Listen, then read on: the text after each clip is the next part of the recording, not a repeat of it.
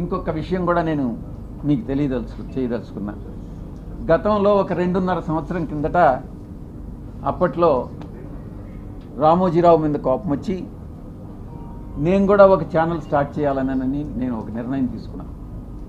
అది ఓపెన్గా కూడా అనౌన్స్ చేశాను. కానీ కొన్ని కారణాల వల్ల మా అధ్యక్షులు నువ్వు అనవసరంగా లాస్ అయిపోతావన్నా, ఎందుకు మన ఛానల్ ఉంది కదా అని అంటే మళ్ళీ గమ్మైపోయారు. కానీ ఈరోజు నిర్ణయం తీసుకున్నా, అరే వీడు దేనికి పనికిరానటువంటి వాడు ఈ వంశీ అనేటటువంటి వంశీగాడు ఛానల్ స్టార్ట్ చేయంగా ఒక ఎంపీగా ఉండి సమాజంలో ఒక పలుకుబడి ఉండి ఒక మంచి సేవ చేయాలన్నటువంటి దృక్పథం ఉన్నటువంటి నేను ఛానల్ స్టార్ట్ చేయలేనా, ఇన్ని రోజులు నేను ఎందుకు కాలయాపన చేశానన్నటువంటి తపన ఈరోజు నాలో మొదలైంది. తప్పకుండా ఛానల్ స్టార్ట్ చేస్తాను. మళ్ళీ నిర్ణయించుకున్నా, ఈసారి ఎవరు చెప్పినా కూడా వినేది లేదు. ఛానల్ ప్రారంభం చేసి తీరుతా అతి త్వరలో. వీళ్ళందరి దుశ్చర్యలు ఈరోజు ఏదైతే ఈ యొక్క కుల ఛానల్స్ ఉన్నాయో, కుల పత్రికలు ఉన్నాయో, వీళ్ళందరినీ కూడా ఎండగడతాను అని నేను పత్రికాముఖంగా తెలియజేసుకుంటా ఉన్నా. త్వరలో ప్రారంభం చేస్తాం. ఈ ఛానల్ చాలా గా ఉంటుంది. కులాలకి, మతాలకి, రాజకీయ పక్షాలకి అతీతంగా ఉంటుంది. న్యూట్రాలిటీ అంటే న్యూట్రాలిటీనే.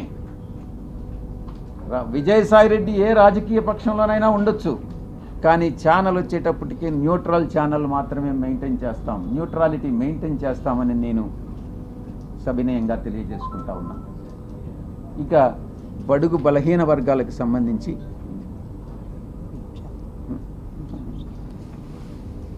మా వైఎస్ఆర్ కాంగ్రెస్ పార్టీ, మా పార్టీ అధ్యక్షులు ఎప్పటికీ ఇప్పుడు గతంలో ఎప్పుడు కూడా బడుగు బలహీన వర్గాల అప్లిఫ్ట్మెంట్ కోసం పనిచేస్తాం.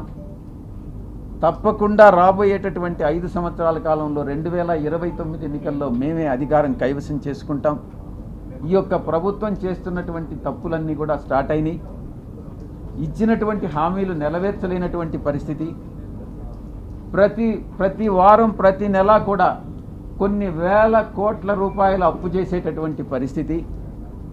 మేమేదో వచ్చేస్తాం, అధికారంలో వచ్చేస్తే పొడి చేస్తాం, అభివృద్ధి చేస్తాం, మేము మీకన్నా ఎక్కువ మేము సంక్షేమ పథకాలు ఇస్తామని వచ్చినటువంటి అధికారంలోకి నెల రోజుల్లోనే తెల్లముఖం వేసుకున్నటువంటి పరిస్థితి.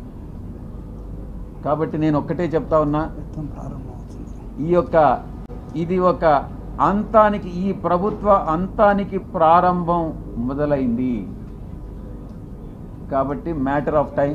మనం వెయిట్ చేస్తాం. ఇంకా కూడా తప్పులు చేస్తారు.